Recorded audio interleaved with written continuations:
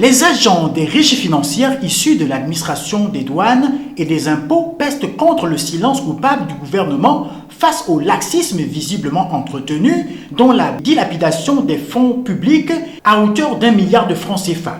Des disparités de fautes imputées aux doubles affectations, au paiement indu des primes et au reclassement arbitraire qui ont été découvertes lors du toilettage des effectifs des agents des régies financières. L'État a mis beaucoup d'argent pour que des commissions soient mises en place, que des intelligences réfléchissent. Mais malheureusement, au moment où nous devons appliquer les résultats de ces travaux, la tutelle, le ministère et la primature ont pris d'autres résolutions. Donc c'est vous dire que nous sommes toujours au point de départ, rien n'a bougé. Nous avons pris par exemple comme résolution en commission bipartite de mettre les bons de caisse de ceux qui étaient en situation contentieuse et que chacun devait venir justifier de son appartenance à une administration pour récupérer son bon de caisse.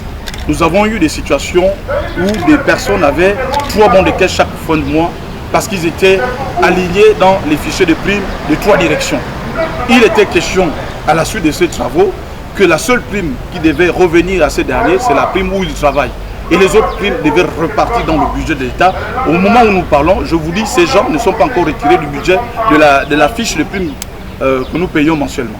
Les partenaires sociaux se sentent frustrés, se sentent aussi complices d'un détournement où personne ne veut réagir. Et ce matin, nous disons que plus de clause de confidentialité, il est question de restituer les travaux et nous avons commencé ce travail ce matin.